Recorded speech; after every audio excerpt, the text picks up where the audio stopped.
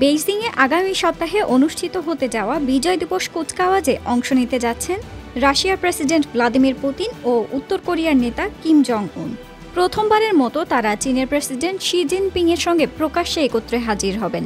স্লোভাকিয়ার প্রধানমন্ত্রী রবার্ট ফিকো ছাড়া অন্য কোনো পশ্চিমা নেতা এ অনুষ্ঠানে আমন্ত্রণ পাননি।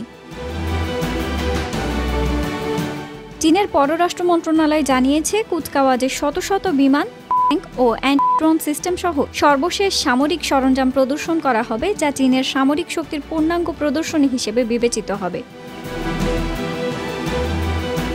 এই আয়োজন কেবল চীন ও গ্লোবাল সাউথের সংহতির বার্তা দেবে না, বরং নিষেধাজ্ঞার মুখে থাকা রাশিয়া ও উত্তর কোরিয়ার সঙ্গে দৃঢ় সম্পর্কের ইঙ্গিতও বহন করবে। 2022 সালে ইউক্রেনে আক্রমণের পর পশ্চিমা দেশগুলোর নিষেধাজ্ঞায় বিপর্যস্ত রাশিয়ার সঙ্গে চীনের কৌশলগত সম্পর্ক এবং দীর্ঘমেয়াদী মিত্র হিসেবে উত্তর কোরিয়ার অবস্থান আরও স্পষ্ট হবে। পুতিন এই সফরে গুরুত্বপূর্ণ দ্বিপাক্ষিক বৈঠক করবেন। রাশিয়ার গণমাধ্যম জানায়, চীনের প্রেসিডেন্ট পিংয়ের সঙ্গে বিস্তারিত আলোচনা এবং 4 দিনব্যাপী বৈঠক অনুষ্ঠিত হবে।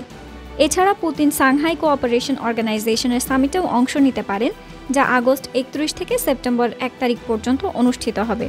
চীনের সহকারী পররাষ্ট্রমন্ত্রী লিও বিন জানিয়েছেন, সামিটে 20টি দেশ ও 10টি আন্তর্জাতিক সংস্থার শীর্ষ নেতারা উপস্থিত থাকবেন।